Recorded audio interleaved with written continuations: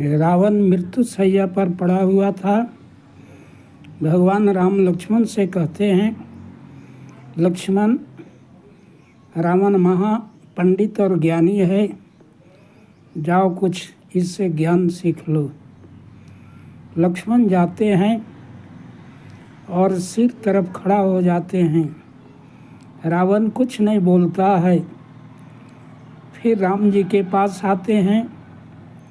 राम जी पूछते हैं कि खड़ा तुम कहाँ था, क्यों ज्ञान नहीं मिला? कहा कि सिर के तरफ। कहा ज्ञान लेने के लिए सिर पर सवार नहीं, चरणों में खड़ा होना पड़ता है। लक्ष्मण जी जा कर के चरण में खड़ा हो जाते हैं। रावण कहता है कि पहले राम को भी बुलाओ और एक प्रश्न का जवाब दो, तब मैं तुम लोगों को ज्ञान दूंगा। राम जी आ जाते हैं, लक्ष्मण भी साथ में थे। रावण पूछता है कि ये बताओ कि मैं तुमसे कुल में श्रेष्ठ हूँ, तुम क्षत्रिय हो, मैं ब्राह्मण हूँ। मैं पुलस्त ऋषि का पुत्र भी हूँ, ऋषिकुल से भी हूँ। महापंडित, 4 वेदों और 18 पुराण का भी ज्ञाता हूँ। भगवान शंकर का महान भक्त हूँ। 10 शीश काट करके भगवान शिव को चढ़ा दिया। बाएं हाथ से कैलाश पर्वत को उठा लेता था भगवान शंकर सहित। चलता था तो धरती हिलती थी, चलत दशानन डोलत अवनी।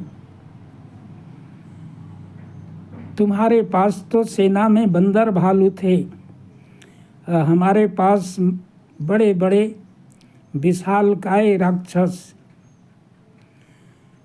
तुम हमारे घर में ही आकर के और मुझे ही परास्त कर दिया।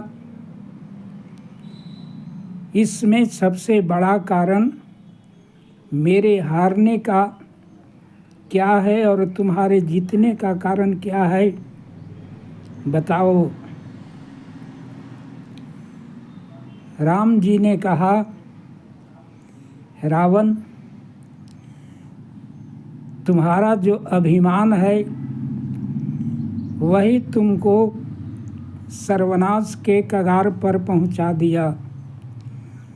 तुझे किस ने नहीं समझाया कि राम से बैर मत लो। तुम्हारी पत्नी मंदोदरी ने भी समझाई। बहुत लोगों ने समझाया कि जब हनुमान जी लंका जला करके चल गए, उस समय भी तुम्हारे नाना ने भी समझाया था कि राम कोई साधारण मनुष्य मत समझो, लेकिन तुमने किसी की बात नहीं सुनी।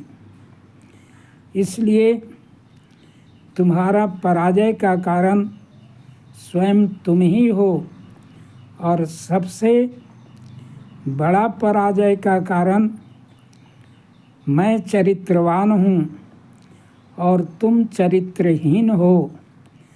पराजय का सबसे बड़ा कारण तुम्हारा चरित्रहीन होना ही है। यही सबसे तुम्हारा मुख्य पराजय का कि मैं चरित्रवान हूँ और तुम चरित्रहीन हो, यही सबसे मुख्य कारण तुम्हारे पराजय का है।